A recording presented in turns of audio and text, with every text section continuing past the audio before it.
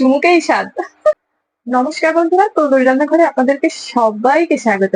আজকে এই গরমের মধ্যে প্রাণ ঠান্ডা করা একদম অন্য রকমের একটা জুস নিয়ে চলে এসেছি। আজকে বানাবো স্ট্রবেরি জুস। এত সহজ, এত সুন্দর, এত টেস্টি। এই রেসিপিটা সবাই জানা, তারপরেও আমি একটু জানিয়ে দেবো। অনেক রকমের জুস গরমে খাচ্ছেন নিশ্চয়। স্ট্রবেরি দিয়ে এরকম একটু সিম্পল পাতলা একটা জুস বানিয়ে খাবেন, জানটা জুড়িয়ে যাবে। স্ট্রবেরির গন্ধ তো সব মেয়েরাই পছন্দ করে নাকি? ছেলেরাও কোনো অংশে কম পছন্দ করে না স্ট্রবেরি। আমার কিন্তু এর কালার এবং এর ফ্লেভার দুইটাই বেশ ভালো লাগে। তাই আজ আমি বানাবো খুব সহজে স্ট্রবেরি জুস। এটা বাচ্চা থেকে বড় সবাই ভীষণ খেতে পছন্দ করবে।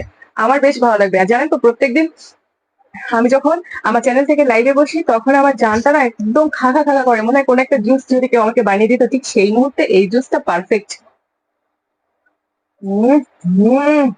বন্ধুরা, আর কেন দেরি করছেন?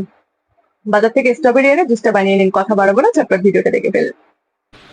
আমার ছোটবেলা স্ট্রবেরি ছিল একদম রূপকথার গল্পের মতো। ভাবতাম স্ট্রবেরি মানে কি না কি স্বর্গীয় ফল, তার ঠিক নেই। কোনোদিন হয়তো দেখা হবে না, শুধু স্ট্রবেরি ফ্লেভারের আইসক্রিম, চকলেট এগুলোই খেয়ে স্বাদ মেটাতাম। কিন্তু এখনকার বাচ্চাদের কতটা ভাগ্য বুঝতে পারছেন? তারা ডাইরেক্ট স্ট্রবেরি ফল পাচ্ছে। মানে মানুষের আধুনিক জীবনযাত্রায় কতটা এগিয়ে নিয়ে গেছে এবং মানুষ কতটা কল্পনার থেকে বাস্তবে এসে গেছে যে এই স্ট্রবেরি এখন হাতে হাতে চলে আসছে। আমাদের এখানে স্ট্রবেরি 600 টাকা কেজি। সেখান থেকে কিছু স্ট্রবেরি কিনে নিয়ে আসলাম। স্ট্রবেরি গুলো দেখতে এত সুন্দর, লাল গায়ের কালার আর দানাটা কালো, মানে কি সুন্দর কালার কম্বিনেশন। আমি কখনো এরকম একটা শাড়ি বানাবো। সত্যি আমার বেশ ভালো লেগেছে স্ট্রবেরি দেখে।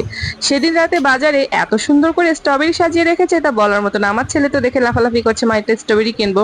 ও তো কি না কি মনে করছে, আর দেখতে এত সুন্দর লাগছিল, সত্যিই মনে হচ্ছিল অনেকগুলা কিনি। তো আমি আমার মতন নিয়েছি, নিয়ে বাড়িতে এসে স্ট্রবেরি গুলো সুন্দর করে পরিষ্কার করে ধুয়েছি। স্ট্রবেরির গাটা খুব, স্কিনটা খুবই সফট, খুবই সহজে কিন্তু এটা নষ্ট হয়ে যায়। সো আলতোভাবে ধরতে হবে।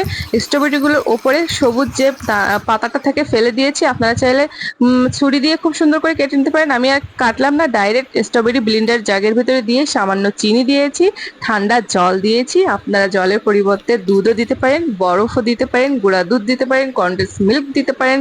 আমি জাস্ট সিম্পলি এই শরবতটা বানিয়েছি, কেননা এই ফলটা বাজারে আমাদের এখানে নতুন উঠেছে। অনেকেই কিনছে, কেনার সময় ভাবছে কিভাবে খাবো। আমি নিজেও ভাবছিলাম যে আমি এটা কিভাবে খাবো।